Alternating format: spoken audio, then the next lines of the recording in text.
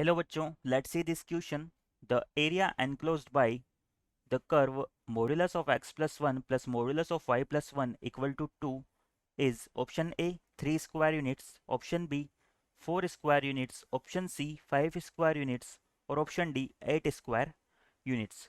तो बच्चों इस क्वेश्चन में हमें इस कर्व से enclosed एरिया फाइंड आउट करना है. क्वेश्चन पे प्रोसीड करने से पहले हम इससे रिलेटेड की कंसेप्ट को देख लेते हैं.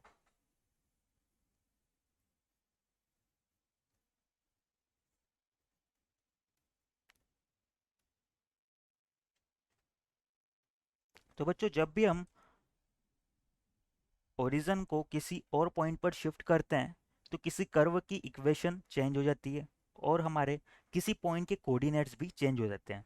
पर अगर हम बात करें किसी एरिया की तो वो हमारा इस सिचुएशन में चेंज नहीं होता है. यानी कि if we shift origin 0,0 to h, k, then area of any curve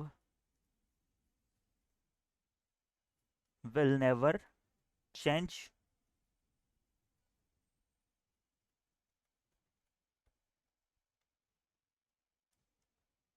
but equation may be change. यानी कि उस कर्व का एरिया हमारा इस सिचुएशन में चेंज नहीं होगा लेकिन इक्वेशन चेंज हो सकती है. सपोज जो मेरा कर्व है वो f of x comma y equal to 0 की फॉर्म में और मैंने क्या किया है कि ओरिजन 0,0 को शिफ्ट कर दिया है एच कोमा के पर. नाउ इस केस में हमारा क्या होगा, जो कर्व की इक्वेशन है वो क्या हो जाएगी, एफ ऑफ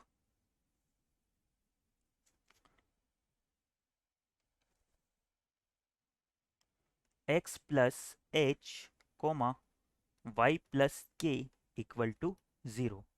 तो हमारे कर्व की इक्वेशन तो इस फॉर्म में चेंज हो जाएगी लेकिन इस कर्व का हमें किसी भी दूसरे कर्व से बाउंडेड एरिया अगर फाइंड आउट करना है तो वो हमेशा इस सिचुएशन में भी हमारा सेम होगा और इस सिचुएशन में भी हमारा सेम होगा. इस कंसेप्ट को माइंड में रखते हुए हम हमारे क्वेश्चन की तरफ आगे प्रोसीड करते हैं.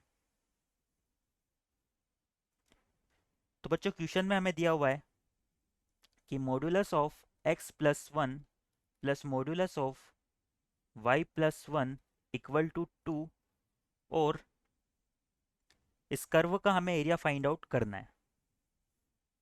नाउ इस कर्व के लिए हम क्या करते हैं, ओरिजन को पॉइंट -1, -1 पे शिफ्ट कर देते हैं.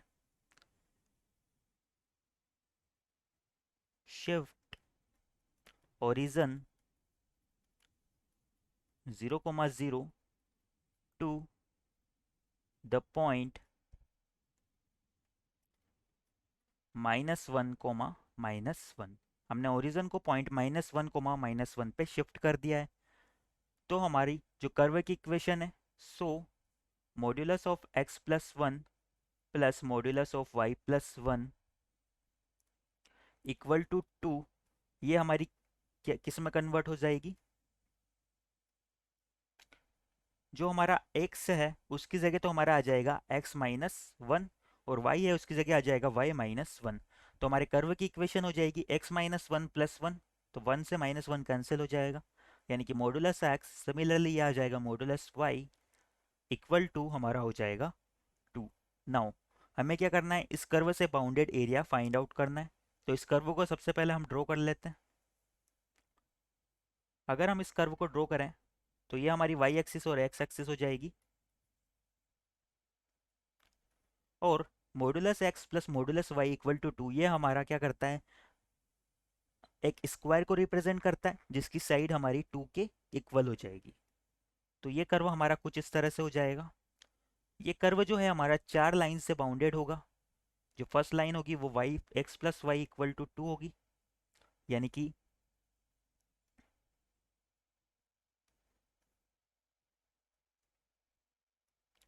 ये एरिया हमारा कुछ इस तरह से हो जाएगा.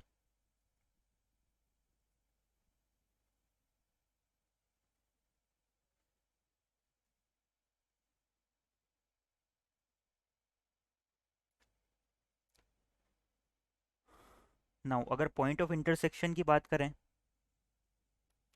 तो ये वाला पॉइंट हमारा हो जाएगा 2,0, ये वाला पॉइंट हो जाएगा 0,2, सिमिलरली ये हो जाएगा -2,0 एंड ये वाला पॉइंट हमारा हो जाएगा 0,-2। हमें ये वाला एरिया फाइंड आउट करना है। तो बच्चों ये कर्व हमारा एक्सिस के अराउंड सिमेट्रिक है, तो हम क्या करते हैं, सपोज ये ओरिजन, ये पॉइंट ए और ये पॉइंट बी है, तो हम ओ ए बी का एरिया फाइंड आउट कर लेते हैं और उसे 4 से मल्टीप्लाई कर देंगे तो हमारा पूरा एरिया आ जाएगा। और ओ ए बी हमारा क्या कर रहा है, एक राइट एंगल ट्राइंगल को रिप्रेजेंट कर रहा है। अगर ये राइट एंगल ट्राइंगल को रिप्रेजेंट कर रहा है तो इसका एरिया क्या हो जाएगा, 1/2 इंटू बेस यानी कि 2 इंटू हाइट जो भी 2 के इक्वल है, तो हमारा एरिया हो जाएगा। हैंस रिक्वायर्ड एरिया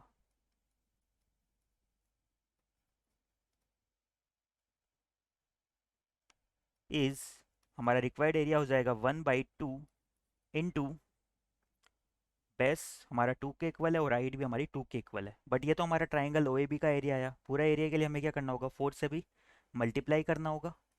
तो ये हमारा आ जाएगा 8 स्क्वायर यूनिट्स। नाउ हमारे ऑप्शन एक बार देख लेते हैं हम। तो इस क्वेश्चन के रिगार्डिंग हमारा option D 8 square unit correct हो जाएगा। Answer is option D. I hope you understand it well. Best of luck.